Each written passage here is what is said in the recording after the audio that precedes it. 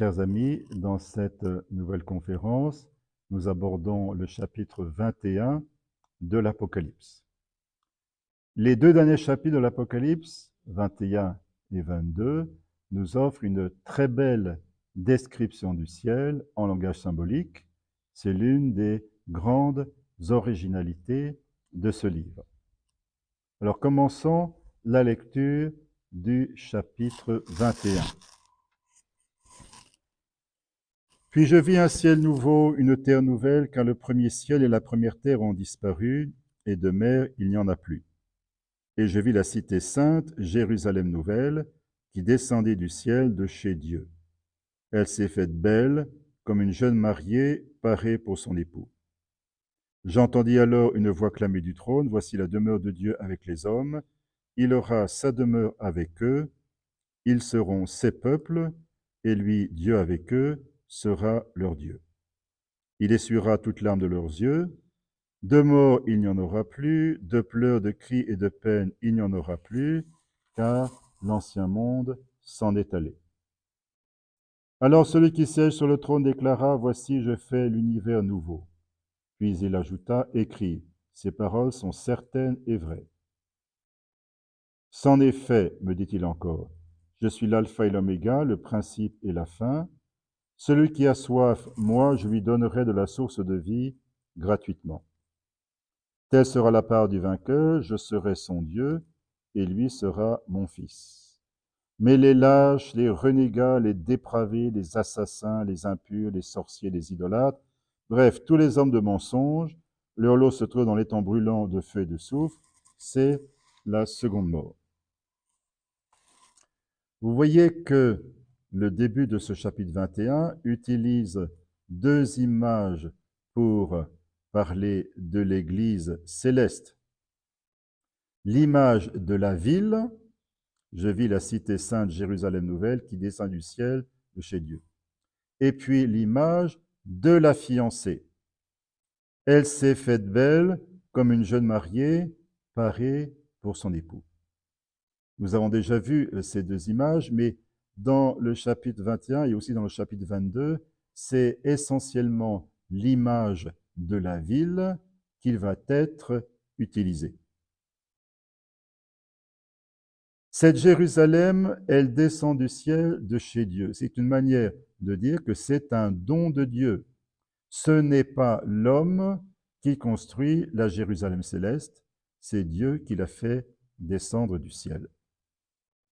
Voici la demeure de Dieu avec les hommes, il aura sa demeure avec eux, ils seront ses peuples. Oui, c'est au pluriel et non pas au singulier.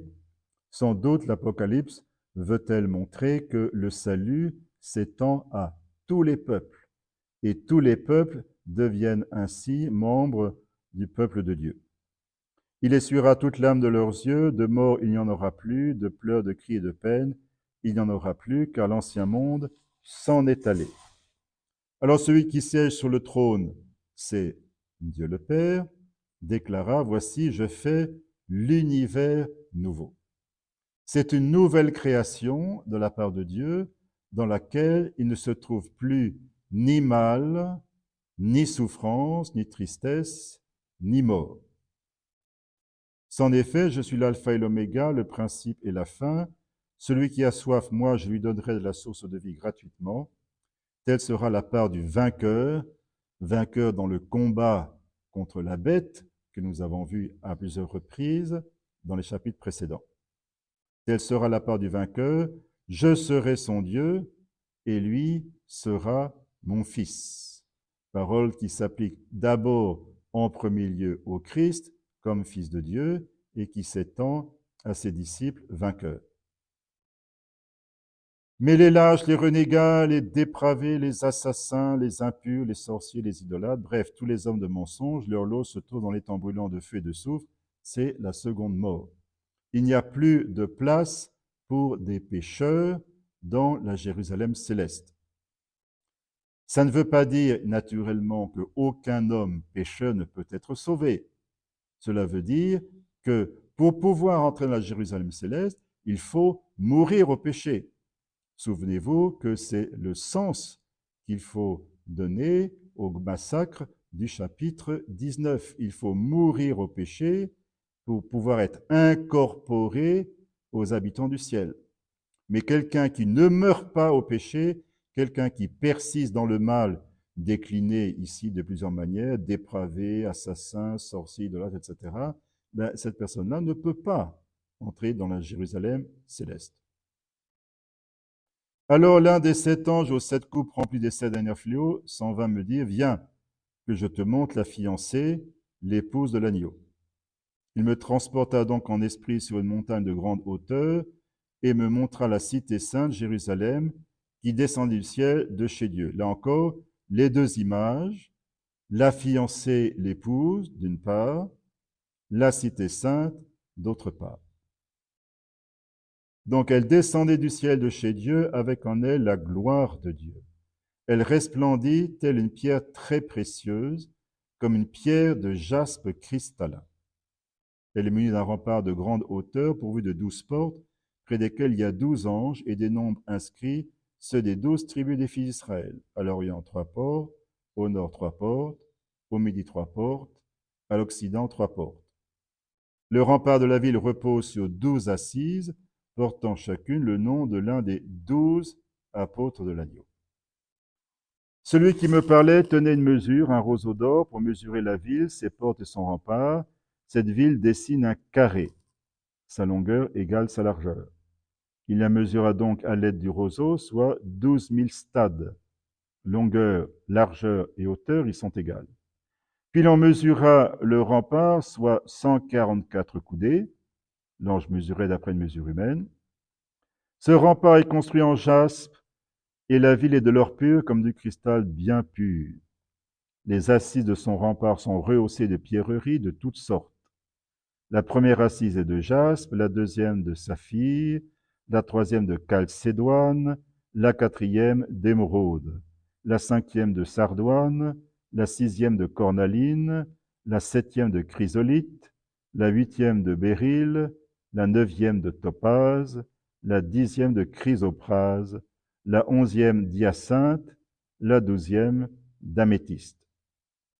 Et les 12 portes sont 12 perles, chaque porte formée d'une seule perle. Et la place de la ville est de l'or pur, transparent comme du cristal. De temple je n'en vis point en elle, c'est que le Seigneur le Dieu maître de tout est son temple, ainsi que l'agneau. La ville peut se passer de l'éclat du soleil et de celui de la lune, car la gloire de Dieu l'a illuminée, et l'agneau lui est un lieu de flambeau. Les nations marcheront à sa lumière, et les rois de la terre viendront lui porter leur trésor. Ses portes resteront ouvertes le jour, car il n'y aura pas de nuit, et l'on viendra lui porter les trésors et le faste des nations. Rien de souillé n'y pourra pénétrer, ni ceux qui commettent l'abomination et le mal, mais seulement ceux qui sont inscrits dans le livre de vie de l'agneau. C'est une magnifique description. Alors faisons quelques remarques générales sur cette Jérusalem céleste. Tout d'abord, remarquons que cette ville est édifiée avec 4 matériaux. L'or, le cristal, la perle, les pierres précieuses. L'or, tout d'abord. L'or, eh bien, c'est le matériau le plus précieux, je crois, dans toutes les cultures de la Terre. En tout cas, je ne connais pas d'exception. Et c'est compréhensible en raison de ses qualités tout à fait particulières. L'or est inaltérable, il ne peut pas s'oxyder. L'or est extrêmement dense. L'or vous donne l'impression de rayonner.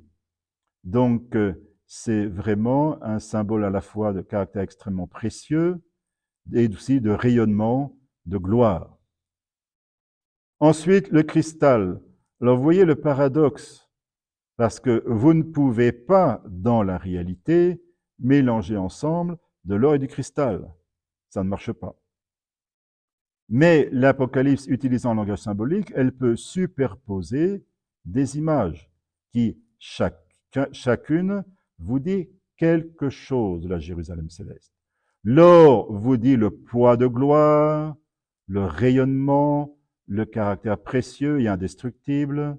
Le cristal vous donne la pure transparence à la lumière, alors que l'or, lui, est opaque à la lumière.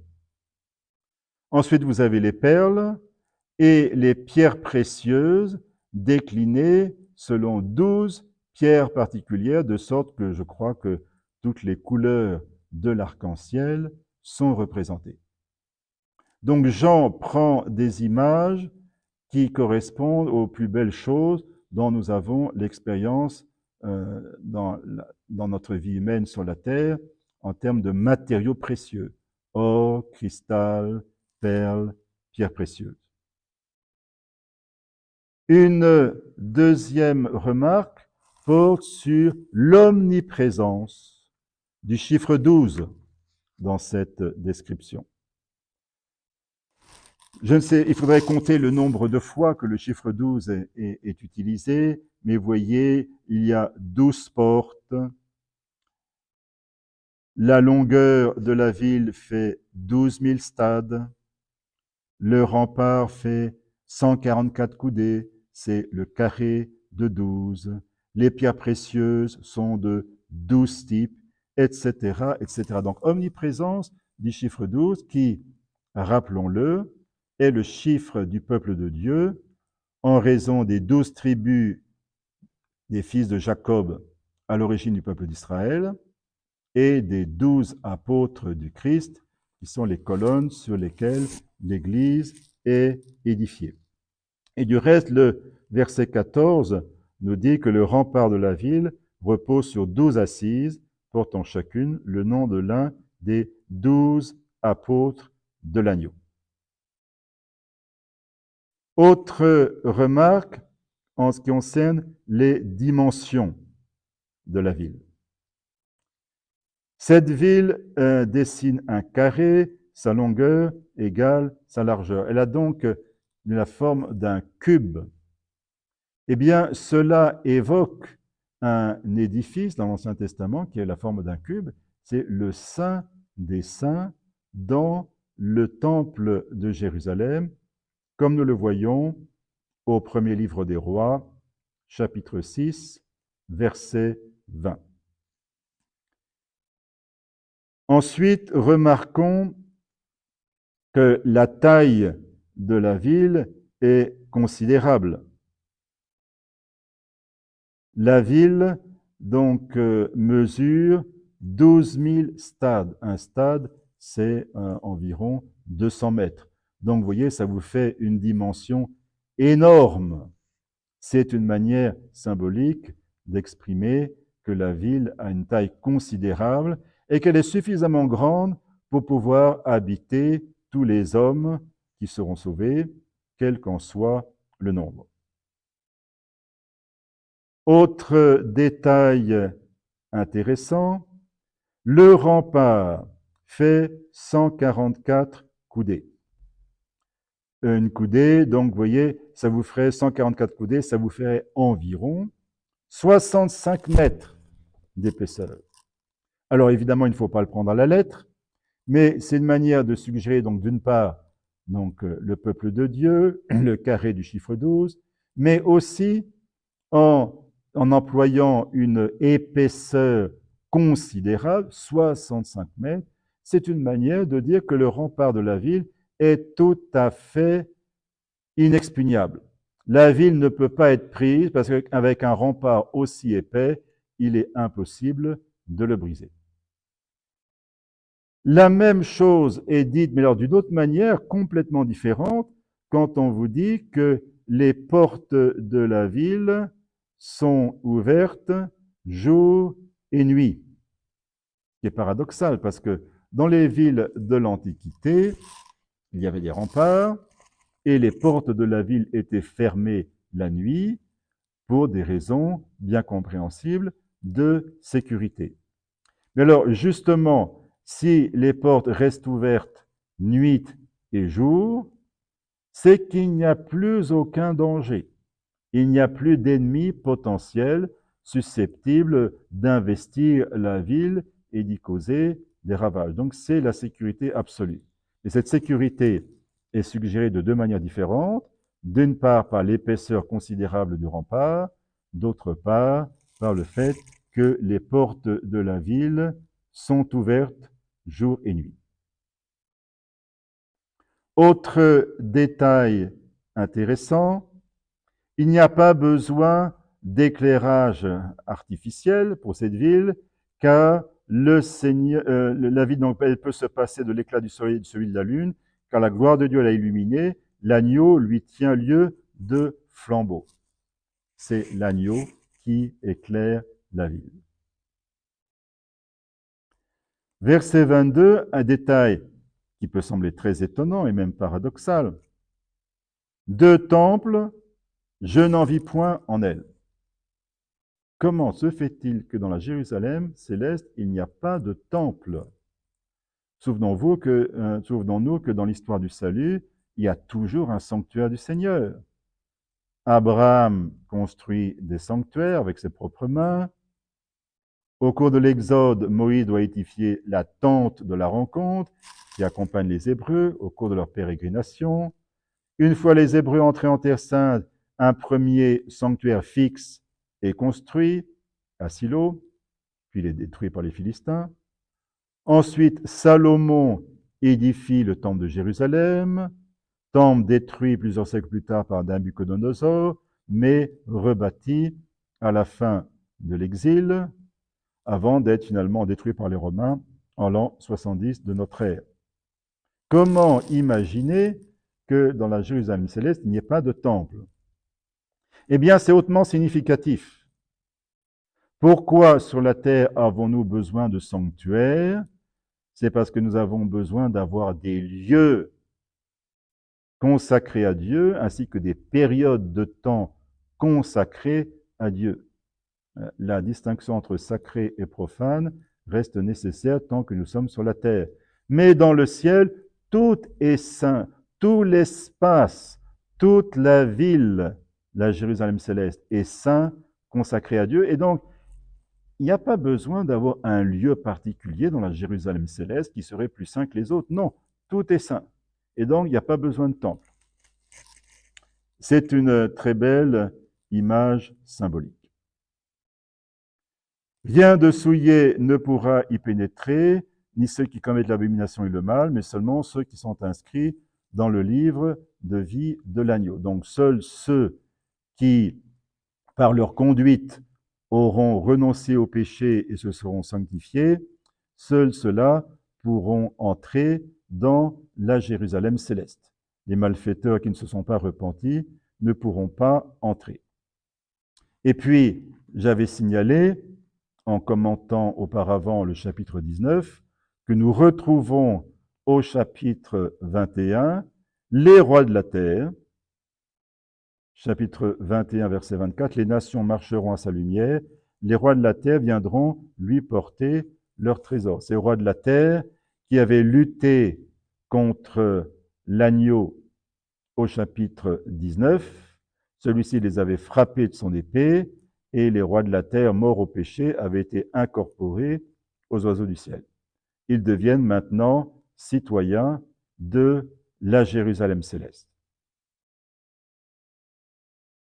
Je vous dis à bientôt pour une nouvelle conférence.